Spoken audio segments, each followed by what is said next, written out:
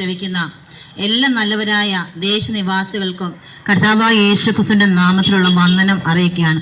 പ്രിയപ്പെട്ടവരെ, ഇന്നത്തെ ലോകത്തിന്റെ കാലഘട്ടങ്ങൾ നാം നോക്കുമ്പോൾ പാപം പെരുകിയതായ ഒരു ലോകഘട്ടമാണ് നാം കാണുവാൻ കഴിയുന്നത്. മനുഷ്യർക്ക് മനുഷ്യരെ തിരിച്ചറിയാൻ കഴിയാത്ത ഒരു കാലഘട്ടം. കൂടെ നടക്കുന്നവർക്ക് പോലും മറ്റുള്ളവരുടെ മനസ്സ് കണ്ടാൽ തിരിച്ചറിയാത്തൊരു കാര്യം. എങ്ങനെയുള്ള മനസ്സുകളുള്ളവരുടെ കൂടെയാണ് നാം നടക്കുന്നത് പോലും ഇന്ന് മനസ്സിലാക്കുവാൻ കഴിയാത്ത ഒരു കാലഘട്ടം. കുടുംബത്തിലെ പ്രിയപ്പെട്ടവരെ തിരിച്ചറിയാൻ കാലഘട്ടത്തിൽ കടന്നു പോവുകയാണ്. മനുഷ്യന്റെ മനസ്സിന് മാറ്റം വന്നുകൊണ്ടൊരു കാലഘട്ടം. പത്രമാധ്യമങ്ങളൊക്കെ നാം ശ്രദ്ധിക്കുകയാണെങ്കിൽ നമ്മൾ കേട്ടില്ലാത്ത കാര്യങ്ങൾ പോലുമാണ് ഇന്നത്തെ പത്രമാധ്യമങ്ങൾ തുറക്കുമ്പോൾ നാം കേൾക്കുന്നത്. മനുഷ്യന്റെ മനസ്സുകൾക്ക് ക്രൂരമായ അവരുടെ സ്വഭാവങ്ങൾക്ക് പോലും ക്രൂരമായ സ്വഭാവങ്ങൾക്ക് വിധേയപ്പെട്ട ഇന്നത്തെ ഒരു കാലഘട്ടം നാം കാണുവാൻ കഴിയും.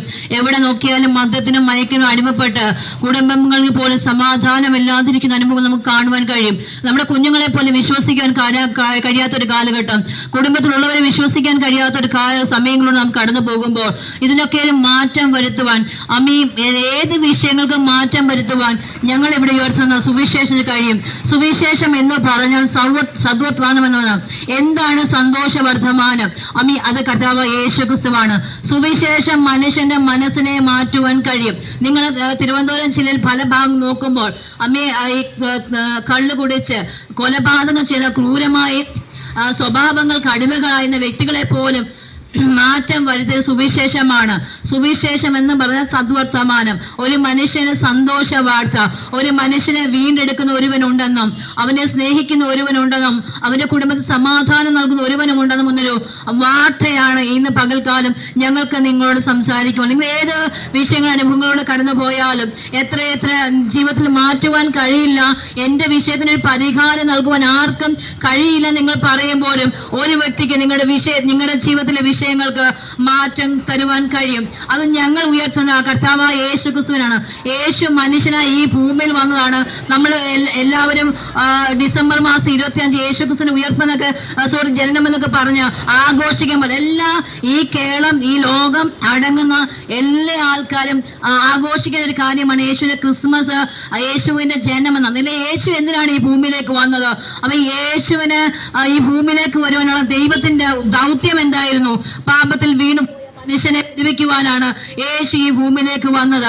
പാപത്തിൽ കിടക്കുന്നവനെ, ഏത് കഷ്ടത്തിൽ കിടക്കുന്നവരെയും, ഏത് ഇരുട്ടിന്റെ അനുഭവങ്ങൾ കിടക്കുന്നവരെയും വിടുവിക്കാൻ കഴിയുന്ന ഒരു വലിയ കരമുണ്ട്. അല്ലെങ്കിൽ കുടുംബത്തിനകത്ത് നിങ്ങളെ തള്ളിക്കളഞ്ഞവരുണ്ടായിരിക്കാം, പ്രിയപ്പെട്ടവർ, അല്ലെങ്കിൽ ജോലിയില്ലാത്ത ഉപേക്ഷിച്ചവരുണ്ടായിരിക്കാം, അല്ലെങ്കിൽ നിന്നെ കൊന്നിനെ കൊള്ളത്തില്ല എന്ന് പറഞ്ഞ് ഉപേക്ഷിച്ചവരുണ്ട്. എന്നാൽ പ്രിയപ്പെട്ടവരെ, നിങ്ങളെ വിടുവിക്കുന്ന, നിങ്ങളെ സ്നേഹിക്കുന്ന, ഞങ്ങളെ സ്നേഹിച്ചൊരു യേശുവിനെ ഞങ്ങൾ പരിചയപ്പെടുന്ന. ഒരു കാലത്ത് ഈ ലോകത്ത് ഞങ്ങളുടെ വിദ്യാഭ്യാസമില്ല, അല്ലെങ്കിൽ ഞങ്ങൾക്ക് കൊള്ളത്തില്ല എന്ന് പറഞ്ഞ് ഞങ്ങളെ തള്ളിക്കളഞ്ഞ ഞങ്ങളുടെ കുടുംബത്തിൽ നിന്ന് തന്നെ ഇന്ന് ഞങ്ങൾക്ക് ഇതിനെ ഉയർത്തുവാനിടയായെങ്കിൽ ഈ സുവിശേഷം ഞങ്ങളുടെ ജീവിതത്തിൽ മാറ്റം വരുത്തിയത് കൊണ്ടാണ് പ്രിയപ്പെട്ടവരെ ഇന്ന് ഞങ്ങൾ നിങ്ങളോട് ഇത് പറയുന്നത്. സുവിശേഷം വരുത്തുവാൻ കഴിയും. സുവിശേഷം മനുഷ്യന്റെ ഹൃദയത്തിന് സ്നേഹം, പ്രകാശം വരുന്നതാണ് സുവിശേഷം എന്ന് പറയുന്നത്. നമുക്കറിയാം, ഇരുട്ടുള്ള ഒരു സ്ഥലത്ത് ലൈറ്റ് ഇടുമ്പോൾ അവിടെ വെളിച്ചം വരുന്നത് പോലെയാണ് കർത്താവായ യേശുക്രിസ്തു നിങ്ങളുടെ അകത്ത്, നിങ്ങളുടെ ഹൃദയത്തിനകത്ത് വരുമ്പോൾ നിങ്ങളുടെ അകത്ത് പ്രകാശമുണ്ടാകും. നിങ്ങളുടെ അവസ്ഥകൾക്ക് വ്യത്യാസമാണ്. ഞങ്ങളുടെ ജീവിതത്തിന് അനുഭവം ഞങ്ങൾ പറയുന്നത്, അല്ലാതെ ആരുടെയും കടമെടുത്തൊരു കാര്യം പറഞ്ഞ് ഞങ്ങളുടെ ജീവിതത്തിനകത്ത് വ്യത്യാസം വന്നൊരു കാര്യം ഞങ്ങളെ മാറ്റിയെങ്കിൽ നിങ്ങളുടെ ജീവിതത്തിന്റെ അവസ്ഥകൾക്ക് മാറ്റുവാൻ ഈ സുവിശേഷത്തിന് കഴിയും. സത്യം നിങ്ങൾ അറിയും, സത്യം നിങ്ങൾ സ്വതന്ത്രമാക്കുകയും ചെയ്യും. തിരുവചനം പറയുമ്പോൾ ഈ സത്യം നിങ്ങൾ അറിഞ്ഞാൽ, അല്ലേലിയ, ഇത് നിങ്ങളെ എല്ലാ മേഖലകളിൽ നിന്ന് സ്വാതന്ത്ര്യം വരുത്തും. മദ്യത്തിന്റെ അടിമകളിൽ കിടന്ന്, നമുക്കറിയാം, ഇന്ന് മദ്യം കുടിച്ച് അനേക കുടുംബങ്ങൾ തകർന്നു പോയി, കുടുംബങ്ങൾ വേർതിരിഞ്ഞു പോയി, കുഞ്ഞുങ്ങളുടെ ജീവൻ തകർന്നു പോയി. എല്ലാ അവസ്ഥയിലും കിടക്കുന്ന പ്രിയപ്പെട്ടവരുടെ കുടുംബങ്ങൾക്ക് വ്യത്യാസം വരുത്തുവാൻ ഈ സുവിശേഷത്തിന് കഴിയും. സുവിശേഷം എവിടെ ഒക്കെ കേട്ടിട്ടുണ്ടോ അവിടെയൊക്കെ കുടുംബങ്ങൾക്ക് വ്യത്യാസം വന്ന് നിങ്ങളുടെ ജീവിതത്തിലും ഈ സുവിശേഷത്തിന് മാറ്റം വരുത്തുവാൻ കഴിയും. സുവിശേഷം എന്ന് പറയുന്ന കർത്താവായ യേശുക്രിസ്തുവാണ്. ഒരു പക്ഷേ നിങ്ങൾ വിചാരിക്കും, ഈ പെൺപിള്ളേർക്ക് ഒരു പണിയില്ലല്ലോ, ഇങ്ങനെ വന്ന് പ്രസംഗിക്കാൻ, അല്ലെങ്കിൽ ഇവർക്ക് നാണമില്ല, വീട്ടിൽ ജോലിയില്ല എന്നൊക്കെ നിങ്ങൾ ചിന്തിക്കുമായിരിക്കാം. പക്ഷേ ഈ സുവിശേഷമാണ് ഞങ്ങളുടെ ജീവിതത്തെ മാറ്റം വരുത്തിയത്. ഈ സുവിശേഷത്തിന് മാത്രമേ മനുഷ്യന്റെ ഹൃദയത്തെ വരുത്തുവാൻ കഴിയുള്ളൂ. ഒന്നാം മനുഷ്യൻ ആദാം പാപം ചെയ്തതിന്റെ പരിണിത ഫലമായി ഈ സകല മനുഷ്യനും പാപികളായി തീർന്നു. സുവിശേഷം എന്താണ്? പാപത്തിന് മനുഷ്യനെ, നമുക്കറിയാം, മറ്റ് ഗ്രന്ഥങ്ങൾ നാം വായിക്കുമ്പോൾ മനുഷ്യനെ അല്ലെങ്കിൽ ശത്രുക്കളെ കൊന്നൊടുക്കാൻ വേണ്ടിയാണ് അവൻ മറ്റുള്ളതൊന്നും വായിക്കുമ്പോൾ. പക്ഷെ ബൈബിൾ പറയുന്ന ഒരു കാര്യം, ശത്രുക്കളെ സ്നേഹിക്കണം, നിങ്ങൾക്ക് വേണ്ടി ഉപദ്രവിക്കുന്നവർക്ക് പ്രാർത്ഥിക്കണമെന്നാണ് തിരുവചനങ്ങൾ പഠിപ്പിക്കുന്നത്. യേശു പറഞ്ഞു, നിങ്ങളെ ശത്രുക്കളെ സ്നേഹിപ്പൻ. മറ്റ് എല്ലാ ഗ്രന്ഥങ്ങളും നമ്മൾ നോക്കുമ്പോൾ ശത്രുക്കൾക്ക് പകരം ചെയ്യണമെന്ന് ബൈബിൾ പറയുന്നത്. മറ്റുള്ള രാജ്യം, മറ്റുള്ള ഗ്രന്ഥങ്ങൾ പറയുമ്പോൾ അവൻ സുവിശേഷത്തിൽ പറയുകയാണ്, നിങ്ങൾ സ്നേഹിക്കണം. യേശു പറയുന്നു, നിങ്ങൾ മറ്റുള്ളവരെ സ്നേഹിക്കണം, അവർക്ക് വേണ്ടി, നിങ്ങളെ ഉപദ്രവിക്കുന്നവർക്ക് വേണ്ടി പ്രാർത്ഥിക്കണമെന്നാണ് കർത്താവ് ഞങ്ങളെ പഠിപ്പിച്ചത്. ഞങ്ങൾക്ക് ഈ ദേശം എന്നറിയില്ല, ഞങ്ങൾ ഇതിനു മുമ്പ് ഇവിടെ വന്നിട്ടില്ല, ഞങ്ങൾക്ക് ഈ ദേശമായി പറഞ്ഞാൽ ഞങ്ങൾ നിങ്ങളെ സ്നേഹിക്കുന്ന യേശുവിനെ കുറിച്ചാണ് ഞങ്ങളിവിടെ പറയുന്നത്. നമുക്കറിയാം, ബൈബിളിൽ നോക്കുമ്പോൾ ഹല്ലേലൂയ, നോഹ എന്ന് പറയുന്ന ഭക്തനായ മനുഷ്യൻ നമുക്ക് കാണുവാൻ കഴിയും. നോഹ ദേശത്തെല്ലായിടത്തും പറഞ്ഞു, വെള്ളം വരാൻ പോവുകയാണ്, ഭൂമി നശിപ്പിക്കാൻ പോവുകയാണ്, നിങ്ങൾ മനം തിരിഞ്ഞ് ദൈവത്തിങ്കിലേക്ക് മടങ്ങി വരണമെന്ന് പറഞ്ഞപ്പോൾ ആരും മടങ്ങി വന്നു. പകരം എന്ത് ചെയ്തു?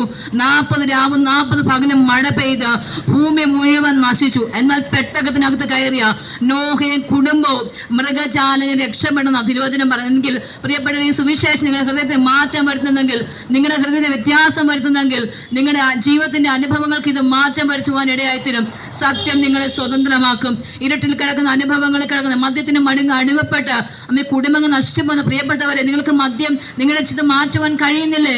ഇത് ഞങ്ങൾക്ക് പ്രയാസമാണ് നിങ്ങൾ പറയുന്നുവോ? അല്ലെങ്കിൽ ഇത് മാറ്റുവാൻ, നിങ്ങളുടെ സ്വഭാവ വൈകൃതങ്ങളെ മാറ്റുവാൻ സുവിശേഷത്തിന് കഴിയും. ഈ സുവിശേഷം നിങ്ങളുടെ ജീവിതത്തിൽ വ്യത്യാസം വരുത്തും. ഏതൊക്കെ സുവിശേഷം എന്ന കർത്താവ് യേശു ക്രിസ്തുവാണ്. യേശു നിങ്ങളെ പുതിയ മനുഷ്യനാക്കി മാറ്റുവാൻ ഇടയായിത്തരും. പുതിയ മനുഷ്യനും പഴയ മനുഷ്യന്റെ ഒരു സ്വഭാവം ഉണ്ടാകത്തില്ല, ഒരു രീതിയും ഉണ്ടാകും. നിങ്ങളുടെ ജീവിതത്തിൽ സമാധാനം ഉണ്ടാകും, അത് നിങ്ങളുടെ കുടുംബത്തിൽ സമാധാനം ഉണ്ടാകും, നിങ്ങൾക്ക് സന്തോഷമുണ്ട്, നിങ്ങളുടെ കുഞ്ഞുങ്ങൾക്ക് നല്ല ഭാവി ഉണ്ടാകും.